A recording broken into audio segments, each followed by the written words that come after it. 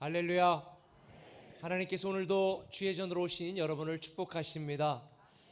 우리 자신에게 하나님이 우리에게 주신 말씀을 기억하면서 한번 이렇게 영적으로 담대하게 선포합니다. 새로운 미래가 시작되었습니다. 여러분의 가정과 인생에도 새로운 미래가 시작된 줄 믿습니다. 우리 꿈의 교회도 새로운 미래가 시작될 것입니다. 우리 다시 한번 고백합시다. 새로운 미래가 시작되었습니다. 할렐루야. 하나님께서 새로운 미래를 시작하게 하신 하나님께서 위대한 상속자의 귀에 대하여 오늘 예레미야 13장 15절부터 19절까지의 말씀을 함께 읽겠습니다. 우리 한 목소리를 읽습니다. 시작. 너희는 들을지어다 귀를 기울일지어다 교만하지 말지어다 여호와께서 말씀하셨습니다. 그가 어둠을 일으키시기 전 너희 발이 어두운 산에 거치기 전 너희 바라는 빛이 사망의 그늘로 변하여 침침한 어둠이 되게 하시기 전에 너희 하나님 여호와께 영광을 돌리라. 너희가 이를 듣지 아니하면 나의 심령이 너희 교만으로 말미암아 은밀한 곳에서 울 것이며 여호와의 양떼가 사로잡힘으로 말미암아 눈물을 흘려 통곡하리라. 너는 왕과 왕후에게 전하기를 스스로 낮추어 앉으라. 관 곧 영광의 면류관이 내려졌다 하라. 열자가 없고 유다가 다 잡혀가되 온전히 잡혀가도다. 아멘. 우리가 보통 카페나 도서관이나 아니면 심지어 교회 예배라도 공공 모임에 갈 때에 아마 어린 자녀들을 둔 부모님들은 굉장히 당혹스러울 때가 많을 것입니다. 지금 몇 군데 유아실에서 함께 예배드리는 우리 부모님들은 아이들이 엄마 말을 듣나요? 아빠 말을 잘 안 들어요. 그러다 보니까 좀 자중시키고 조용히 하라고 할 때가 많은데, 옛날에는 그래도 그렇게 자중시키고 조용히 시키는 부모들이 많았는데, 제가 요즘 볼 때는 그냥 아이들이 하는 대로 그냥 다 내버려둬서 다른 사람들에게 좀 불쾌감을 주는 경우가 너무 많더라고요. 근데 저도 두 아들을 키우면서 그런 경우들이 있었습니다. 그러다 보니까 제가 공공장소에 가거나 그러면 아이들에게 아들 조용해. 애들이 말을 듣습니까? 어릴 때는 공공예절이라는 게 뭔지 모를 때니까 2살, 3살, 4살, 5살 아무튼 그런 때에 막 천방지축으로 장난치거나 놀잖아요. 그러면 제가 명색이 목사인데 너 조용히 안 해? 이렇게 할 수가 없잖아요. 아들 조용히 해야지. 아들 가만히 있어야지. 애들이 말을 듣나요? 안 들어요. 그래서 제가 고민 중에 기도하다가 한 가지 아이디어를 얻었습니다. 그래서 그 다음부터는 아들 조용히 해야지. 그런데 싫어. 그리고 막 놀고 그럴 때 아들 타임아웃 그래요. 그러면 애가 놀다가 갑자기 딱 조용해집니다. 그러다가 조금 있다 또 막 또 장난칠래. 아들 타임아웃. 제가 그럽니다. 이게 무슨 소리냐면 제가 집에 가서 타임아웃 한 뒤부터는 타임아웃 한 숫자만큼 발바닥을 때렸어요.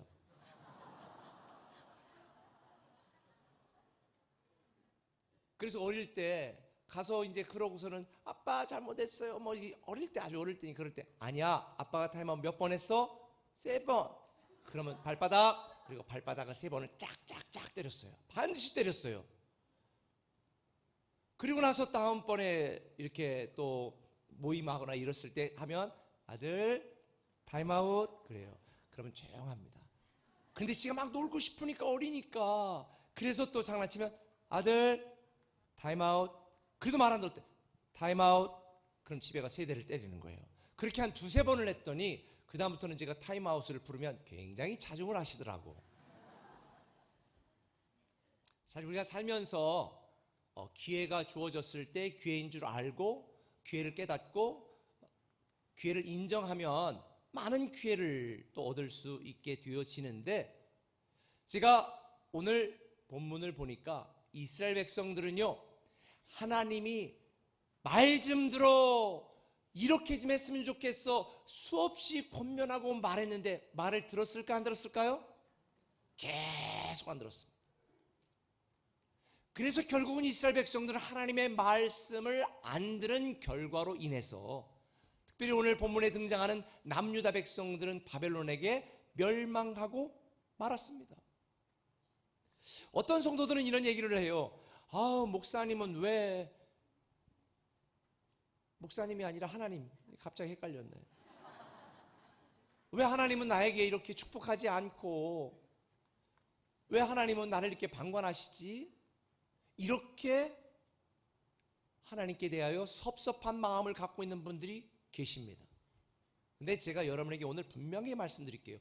하나님은 여러분들이 하나님의 축복을 누리고 하나님이 신 하나님의 자녀의 영적 권세를 갖고 그 특권을 누릴 수 있는 수많은 기회를 주셨고, 여러분이 깨닫지 못할까봐 매주마다 말씀하며 기회를 주는 줄 믿으시길 바랍니다. 오늘도 하나님의 말씀을 주의 종을 통해 대언하면서 하나님의 뜻이 뭔지, 하나님의 기대가 뭔지, 어떻게 하면 우리가 위대한 상속자의 축복을 누리며 살아갈 수 있는지를 이야기하는데도 불구하고 많은 성도들이 그런 수많은 하나님의 말씀을 듣고도 무지해서 깨닫지 못하거나, 어떤 분은 알고도 자기의 삶이 너무 즐거워 무시하는 경우가 참 많습니다. 그런데 이게 영적인 문제만 해당되는 게 아닙니다. 세계적인 기업가 워런 버핏이 가난에 대해서 이렇게 정의를 했습니다. 왜 가난한가? 가난이 무엇인가? 영어 단어로 poor, P-O-O-R, 이 가난이라고 하는 단어의 첫 글자를 따서 이렇게 설명했습니다. 가난이란 passing over opportunities repeatedly. 다시 말하면 가난은 뭐냐? 번번이 반복적으로 기회를 무시해버리는 게 가난이다. 누구에게든지 수많은 기회가 오는데 어떤 이는 기회가 기회인 줄 모르고, 어떤 이는 기회가 주어졌지만 반복적으로 계속해서 그 기회를 무시하기 때문에 가난한 것이다 라고 그분은 얘기했어요. 물론 다 맞는 말은 아닐 수도 있지만, 성공하는 사람은 기회를 잡은 사람이고 실패한 사람은 주어진 기회를 놓치는 사람입니다. 그래서 그리스 신화에 보면 이걸 아주 재밌게 표현했어요. 이 기회의 신이라고 하는 카이로스가 있는데, 그 그림 한번, 기회의 신 한번 보여줄까요? 이게 기회의 신 카이로스입니다. 근데 참 우스꽝스럽게 생겼잖아요. 앞에는 머리가 잔뜩합니다. 근데 뒤에는 소갈머리가 없어. 대머리야, 뒤에 머리는. 그러니까 기회라고 하는 것은 앞에 오면 딱 잡아야 되는데 기회가 지나가면 뒤는 대머리라 잡을 수가 없다는 거죠. 그런데 더군다나 양쪽 어깨 뒤에 뭐가 있어요? 날개가 있어. 아하, 기회는 올 때 잡아야지, 지나가면 잡지 못하고 날아간다. 이게 기회의 신 카이로스의 모습입니다.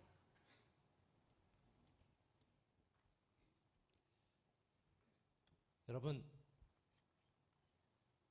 오늘 본문에 소개되어지는 이스라엘 백성들은 하나님이 돌아올 수 있는 기회, 하나님이 택하시고 그 위대한 축복과 특권을 누릴 수 있는 수많은 기회를 주시고 수많은 선자를 통해 그렇게 말씀하셨지만 말 안 들었습니다. 외면했습니다. 무시했습니다. 그리고 결국은 스스로 무덤을 바벨론 민족들에게 포로로 잡혀가는 수치와 고통을 당하게 되었습니다. 근데 하나님은 이런 이스라엘 백성들의 미래를 아시기 때문에 너무 안타까운 마음으로 예레미야 선지자를 통해 마지막 경고를 하시고 최후 통첩을 하셨습니다. 그게 오늘 본문 16절의 내용입니다. 같이 읽어볼까요?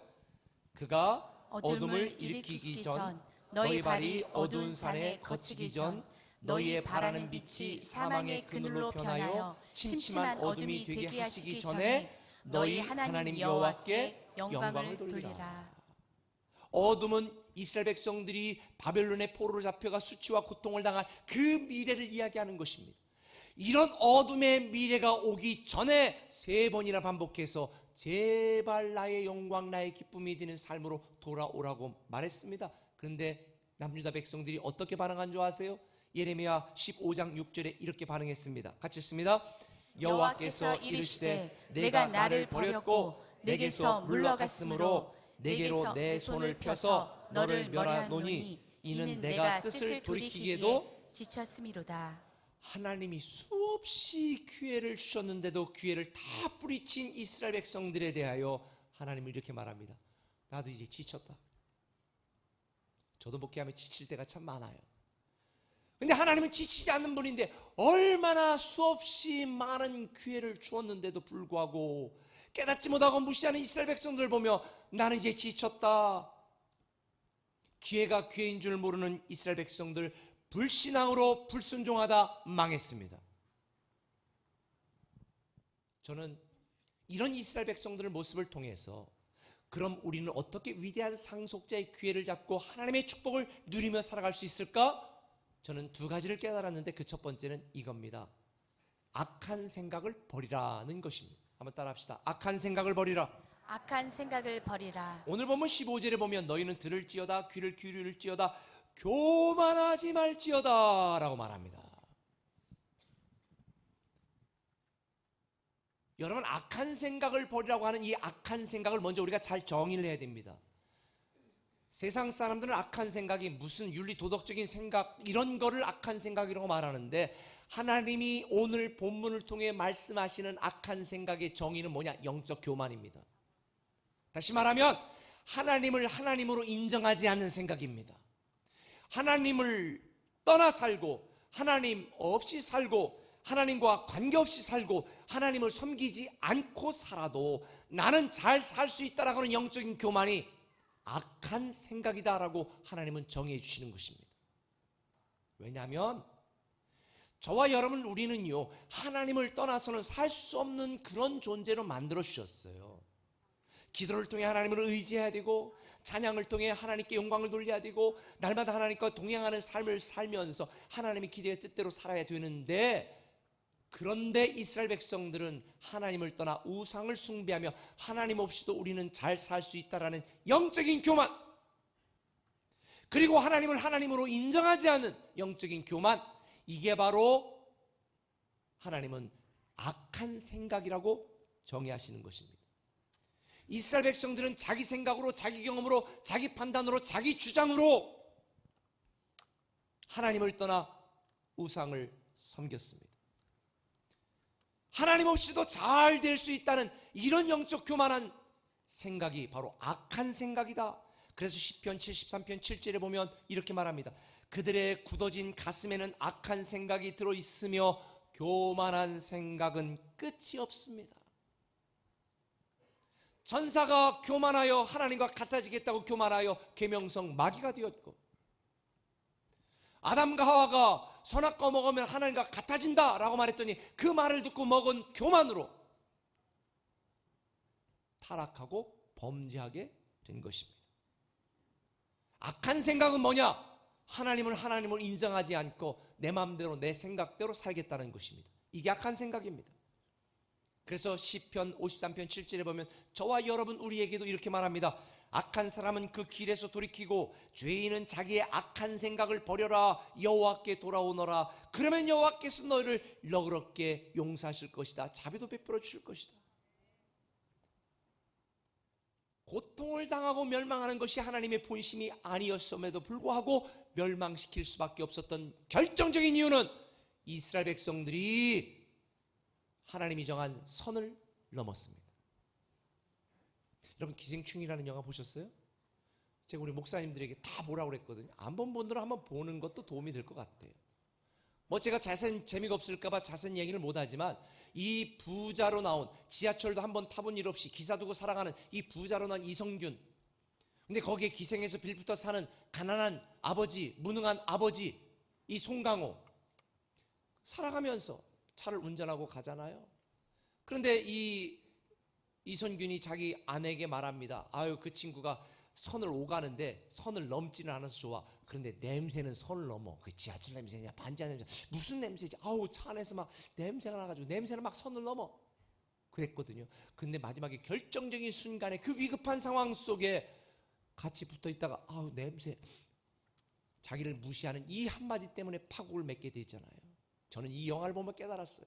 아하, 하나님은 우리가 짓는 모든 불의와 죄악을 다 용서해 주시지만 선을 넘은 죄악은 용서를 못한다. 선을 넘은 죄악이 뭐예요? 하나님을 하나님으로 인정하지 않는 거예요. 하나님 없이 내 마음대로 살겠다는 생각, 이 악한 생각은 선을 넘은 것입니다. 그건 용서할 수 없습니다. 오늘날 사단이 성도들의 믿음을 무너뜨리고 교회를 무너뜨리게 하는 가장 치명적인 방법이 뭔지 아십니까? 신뢰를 상실시키는 것입니다. 오늘날 일부 잘못된 그런 목회자들에 대한 이야기를 언론에서, 요즘도 뭐 다 목사는 꼰대 목사처럼 그렇게 여기게 하는 막 그런 뉴스들이 나오잖아요. 그리고 교회 와서 목사는 믿으면 안 되는 존재인 것처럼 막 몰아가잖아요. 그런데 여러분, 이걸 아셔야 돼요. 사단이 목사를 믿지 못하게 하는 건 여러분의 믿음을 무너뜨리는 거예요. 그래서 교회 나가지 말지 마. 아유, 목사 다 그래. 그러니 나 혼자 예배드리지. 그렇게 만드는 교회, 사단의 책동으로 교회 나오지 않고 신앙생활하는 성도들이 참 많아지고 있습니다. 영적으로도 마찬가지예요.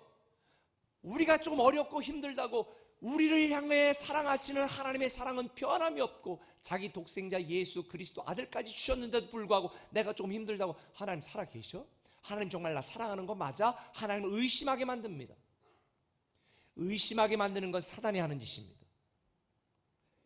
선을 넘게 만드는 것은 사단이 하는 짓입니다. 그 어떤 상황이라도 우리는 하나님을 의심하면 안 됩니다. 하나님은 우리를 사랑하십니다. 목사가 말씀을 전하면, 아유, 목사들 뭐 믿을 수도 없는데 저 말 어떻게 믿어? 그런데 성경은 말하잖아요. 하나님은 예레미야 선지자를 통해 이스라엘 백성들의 안타까운 마음을 이야기하시는데, 예레미야를 그냥 동네 아저씨 취급을 해버렸어요. 그래 성경은 주의 종을 통해 하는 말씀을 하나님의 말씀으로 받아들이라고 말합니다. 신뢰하지 않으면 믿지 못하거든요. 사랑하는 꿈의 공동체, 우리 또 성도 여러분, 저는 여러분들이 선을 넘지 않기를 바랍니다. 영적으로 선을 넘은 이스라엘 백성들이 망했습니다. 이거에 대한 안타까움을 하나님은 이렇게 말씀하시잖아요. 허리띠 비유를 통해. 사실 제가 지난주 2부 때 허리띠를 안 메고 왔어요. 너무 바빠가지고 이 허전해서 보니까 허리띠가 없는 거예요. 그래서 2부 예배 끝나고 허리띠 가져라고 해서 맸고, 제가 한 2개를 더 사서 바지마다 다 꼈어요. 양복이 뭐 몇 벌 안 되니까 그냥 다 껴놨어요. 근데 오늘 예레미야 13장에 하나님께서 예레미야에게 이렇게 말합니다. 야, 너 허리띠 하나 새로 사라. 지금처럼 가죽 허리띠가 아니라 배로 된 허리띠거든요. 일단 맸어. 이제 빼다가 저 몇백 킬로 되는 유브라데스 강가 바위틈에다가 그냥 넣어놓아라. 넣어놓았습니다. 그리고 시간이 얼마나 지났는지 몰라. 그리고 찾아와라. 그런데 찾아왔더니 그 허리띠가 다 어떻게 됐어요? 썩었어요. 그래서 오늘 예레미야 13장 10절을 같이 한번 읽어보겠습니다. 같이 읽겠습니다. 시작. 이 악한 백성은 나의 말 듣는 것을 거부하고 자기들의 마음에서 나오는 고집대로 살아가고 다른 신들을 쫓아가서 그것들을 섬기며 경배함으로 이제 이 백성은 전혀 쓸모가 없는 이 띠와 같이 되고 말 것이다. 그러면서 11절에 이렇게 말씀을 해요. 한탄하시며 말씀을 해요. 같이 한번 읽습니다. 여호와의 말씀이니라. 띠가 사람의 허리에 속함같이 내가 이스라엘 온 집과 유다 온 집으로 내게 속하게 하여 그들로 내 백성이 되게 하며 내 이름과 명예와 영광이 되게 하려 하였으나 그들이 듣지 아니하였느니라. 내가 이 허리띠처럼 내가 늘 차고 다니며 내가 책임지고 나와 함께하는 백성으로 만들었는데, 이스라엘 백성들이 썩은 허리띠처럼 쓸모없어 내가 버릴 수밖에 없게 되었다. 얼마나 슬픈 이야기입니까? 저는 여러분이 선을 넘지 않길 바랍니다. 악한 생각을 버리시길 바랍니다. 하나님 없이는 살 수 없다고 고백하시길 바랍니다. 그래서 히브리서 3장 12절은 말합니다. 그러므로 형제 여러분, 그 어느 누구라도 악한 생각을 품거나 믿음을 소홀히 하지 마십시오. 그런 마음은 살아계신 하나님을 따르는데 방해가 될 뿐입니다. 그래서 시편 16장 2절에 보면 시편 기자는 이렇게 고백했는데, 이 고백이 저와 오늘 여러분의 고백이 되길 바랍니다. 같이 읽겠습니다. 시작. 내 영혼이 여호와께 고백합니다. 주는 내 주시니 주를 떠나서는 어디에도 내 행복이 없습니다. 오늘도 말씀을 듣지만 나에게 주신 하나님의 말씀으로 듣지 않고 하나님의 말씀을 말씀으로 인정하지 않는 성도들이 있다면, 나는 주를 떠나서는 내 영혼이, 내 인생 행복이 없다라는 이 말씀을 꼭 기억하시며 하나님 없이도 살 수 있다는 악한 생각을 버리시고 다시 하나님 앞에 돌아오시기를 예수님의 이름으로 축원합니다. 하나님이 주시는, 매주마다 주시는 이 말씀을 통한 기회를 절대로 무시하지 마시고 다시 하나님 앞에 돌아와 하나님 안에서 하나님의 허리띠가 되어주시기를 예수님의 이름으로 축원합니다. 한 걸음 더 나가서 악한 생각만 버리는 게 아니라 우리는 착한 행실로 행해야 됩니다. 한번 따라합시다. 착한 행실로 행하라. 착한 행실로 행하라. 남유다 백성들이 하나님의 치유 통첩과 마지막 경고를 무시하고 바벨론 포로가 되어 수치와 고통을 당했습니다. 왜 그랬을까요?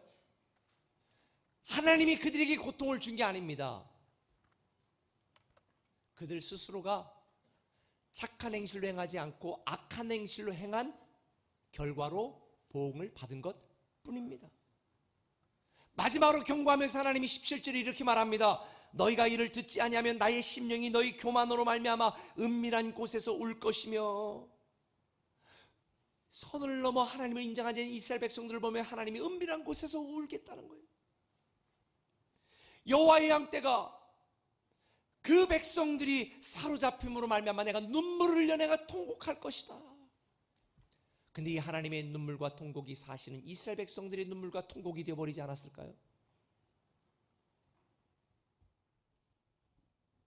우리가 위대한 상속자의 축복과 특권을 누리려면 우리는요, 착한 생각을 품고 착한 행실로 행해야 되는 줄 믿으시길 바랍니다. 그러나 여기서 착한 행실이라고 하는 것은 단지 윤리 도덕적인 그런 세상 기준에 의한 착하게 살아라, 이 의미가 아닙니다. 착한 행실로 살라는 것은 나를 인도하시고 나를 복주시는 하나님을 기준으로 살아가라는 말입니다. 왜냐하면 세상의 많은 사람들은요, 선과 악의 기준을 그들만의 방식이 있잖아요. 근데 세상의 기준은 날마다 바뀌잖아요. 그렇죠? 대법원의 판결에 의하여 날마다 바뀌어. 이제는 뭐 결혼에 대해서도, 이제는 뭐 사랑에 대해서도, 이제는 뭐 누구랑 얼마든지 같은 동성끼리도 할 수 있다. 막 이렇게 막 분위기가 멀어져 가잖아요. 이게 옛날엔 죄라고 생각했던 것이 지금은 선으로 바뀌는 시대.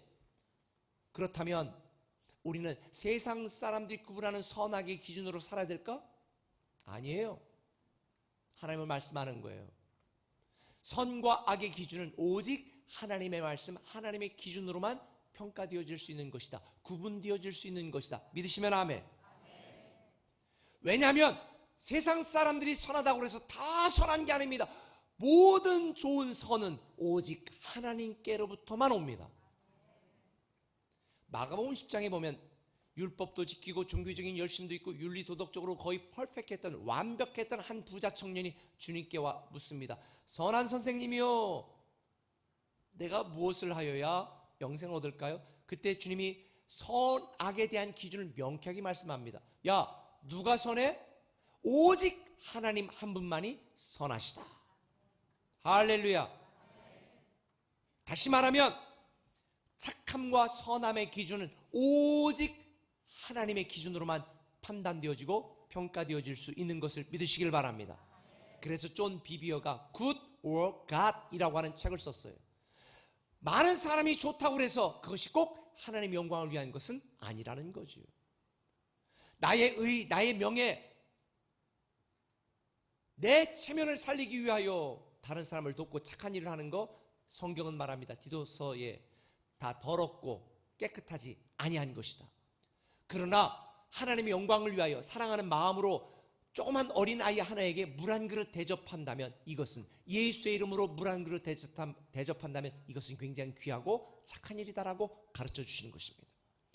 여러분이 아무리 많은 일을 해도 여러분의 의가 드러나는 일이라면 악한 것입니다. 아무리 사소하고 작은 것이라 할지라도 하나님의 영광을 위하여, 하나님의 목적을 위한 것이라면 그것은 선한 것입니다. 그래서 우리 교회가 착한 성도가 되고 착한 교회가 되자는 것은 하나님의 뜻대로 하나님 안에서 하나님을 위하여, 하나님을 기준으로, 하나님 중심으로 사는 성도와 교회가 되자는 의미인 것입니다. 단지 이웃을 도와주고 지역에 많은 착한 일을 하는 이런 착한 교회 의미가 아닙니다. 진정한 착한 교회는 선교적인 교회요, 죽어가는 삶을 살리는 교회요, 수많은 건강한 교회를 씌우는 교회가 정말 착한 교회인 것입니다. 결국 우리가 착한 행실로 산다는 건 나를 위하시고 나를 사랑하시는 하나님의 영광을 위하여 사는 삶, 하나님의 말씀을 기준으로 하나님을 중심으로 사는 삶, 이게 착한 행실로 행하는 것임을 믿으시길 바랍니다. 사람이 보기에 착한 행실이 아니라 하나님 보시기에 착한 행실로 살아가시는 우리 착한 성도님들 되시기를 예수님의 이름으로 축원합니다. 우리는 그 어떤 아픔과 희생이 있어도 바로 착한 행실로 살아가야 되는 것입니다. 말씀을 맺겠습니다. 제가 어제 축구를 보고 싶었습니다. 집에 들어가서 한 12시 반쯤에 30분만 기다리면 축구 보는데 볼까 하다가 제가 우리 교육자들에게 말했거든요. 축구 보지 말아라. 왜? 주일에 지장이 되니까. 그래 저도 잤습니다. 그냥.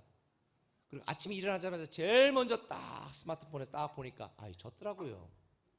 그런데 정말 훌륭한 성적을 냈어요. 그 정정용 감독님이 굉장한 신실한 집사님인 거 아세요? 할렐루야 축구단의 임시 감독도 하시고 굉장히 신실한 집사님이신데, 그런데 이렇게 좋은 결과를 내게 되어진 것이 이강인이라고 하는 선수 때문인가요? 21명이 원팀이 되었기 때문인가요? 예, 다 맞아요. 그런데 결정적으로 중요한 게 있습니다.